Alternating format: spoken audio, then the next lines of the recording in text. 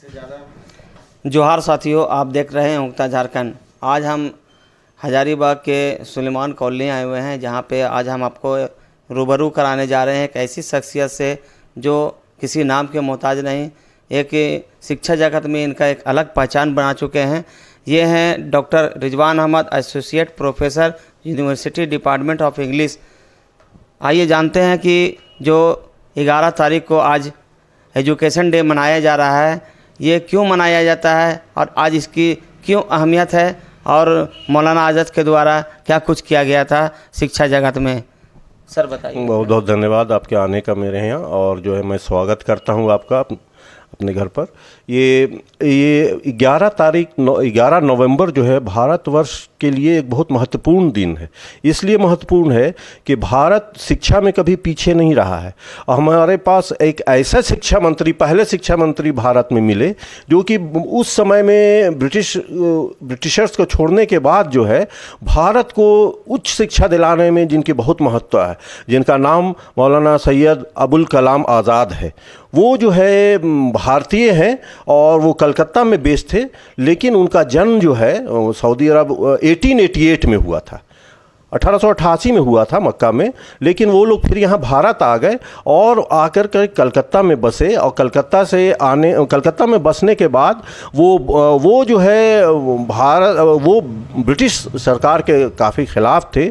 इसलिए उन्होंने अपना रसाला निकाला, अखबार निकाला, अल हलाल और अल बलाग निकाला, और जिसमें वो लिखा करते थे अंग्रेज़ों के ख़िलाफ़।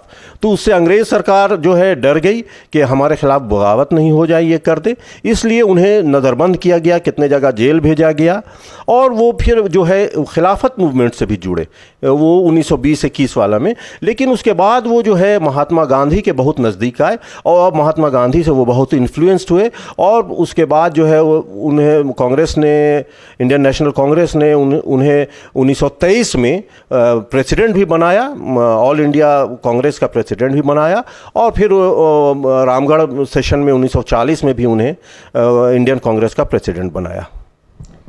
तो जैसे मौलाना आज़ाद की शिक्षा जगत में बहुत सारी कुर्बानियाँ हैं और कई ज़माने तक वो शिक्षा मंत्री रहे, तो उनके द्वारा किए गए कार्यों को बताएं जो शिक्षा जगत के लिए उन्होंने अपना एक पहचान छोड़ा है।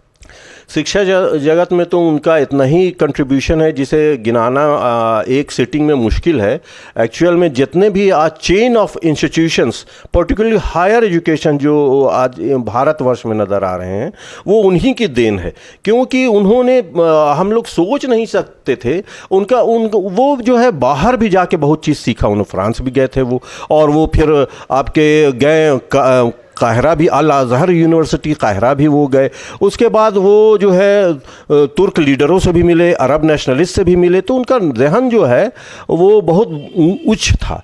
और जो है उसके बाद वो जब देखे कि बाहर के एजुकेशन कितना ऊंचे लेवल का हो गया है, तो वो सोचे कि भारत को भी हम ऐसा क्यों नहीं बनाएं शिक्षा के क्षेत्र में, जो कि ये देश जो बहुत आगे निकल जाए।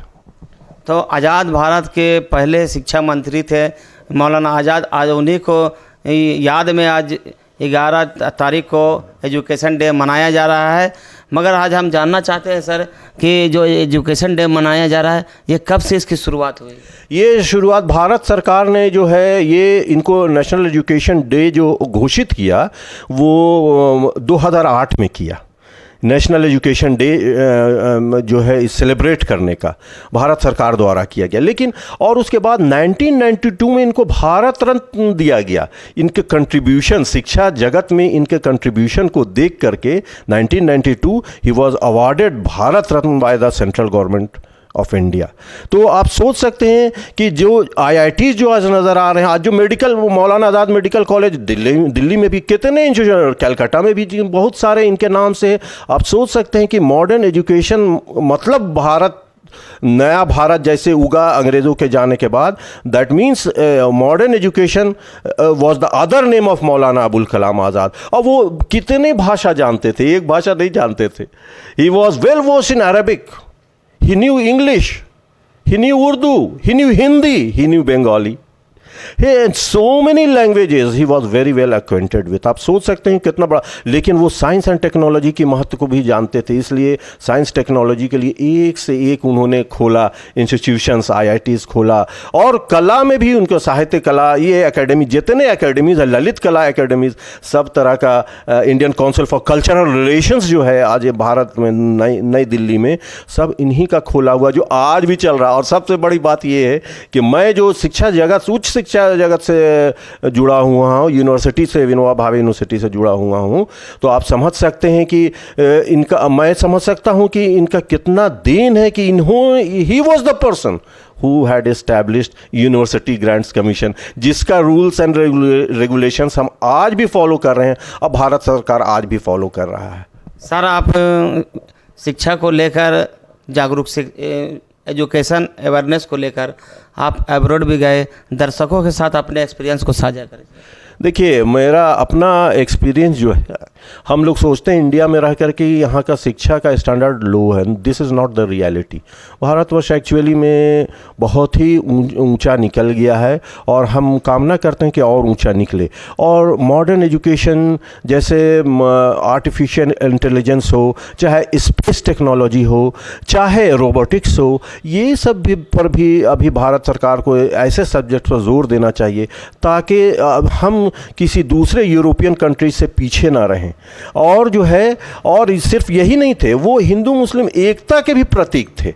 वो छात्रों में चले जाते थे, कहीं झगड़ा होता था कि यू आर ऑल वन, और जो है you don't have to fight on the basis of religion. ये he was the believer of composite culture. सबसे बड़ी बात तो अभी का जो भारत है, बहुत ही उसकी आवश्यकता है कि यूनिवर्सिटीज़ एंड कॉलेजेस में जो है ऐसी शिक्षा दी जाए और इस तरीके से रहा जाए कि जो हर भारतीय अपने आप को सुरक्षित महसूस करे और प्रेम के साथ रहे, वो जीवन व्यतीत करे और प्रेम के साथ रह करके वो शिक्षा प्राप्त करे और ऊंचा मकाम पाए। और यही नहीं, सिर्फ ऊंचा मकाम ही नहीं पाए, वो और भी he should also learn moral values, अपने घर में भी कैसे रहे, अपने माँ बाप के साथ भी कैसे रहे। तो वो इतने अच्छे फैमिली से आए हुए थे कि हम ये कहना चाहेंगे कि उनके पर्सनालिटी को देखते हुए हमारे बच्चे भी उनको फॉलो करने की कोशिश करें। और रांची, हमारा झारखंड, उनसे ख़ास करके उनका ऋणी है एक तरह के कि किसी भी रूप में वो उनको भेजा गया 1916 में रांची, और उन्होंने वो इतना शिक्षा जगत में वो आदमी थे कि वहाँ मदरसा जो खोला, जो आज उसका नाम है मौलाना आज़ाद कॉलेज, और अपर बाज़ार की मस्जिद, सब उन्हीं का कायम किया हुआ। तो वो किस तरह के व्यक्ति थे आप समझ सकते हैं। और हम समझते हैं कि हमारा हर भारतीय जो है प्रथम शिक्षा मंत्री से ज़रूर प्रभावित होगा और उनके he or she will try to follow the footsteps of the first education minister of India, that is Abul Kalam Azad. Thank you very much. तो आपने देखा कि आज हम जहाँ पे आए हुए थे, वो एक जो शख्सियत है वो किसी नाम के मोहताज नहीं, हजारीबाग शहर की एक जानी मानी शख्सियत है जिससे हम आपको रूबरू करा रहे थे। और हिंदुस्तान के पहले शिक्षा मंत्री मौलाना आज़ाद के जीवनी के बारे में इनसे हमने बहुत कुछ जाना और इन्होंने ये भी संदेश दिया है कि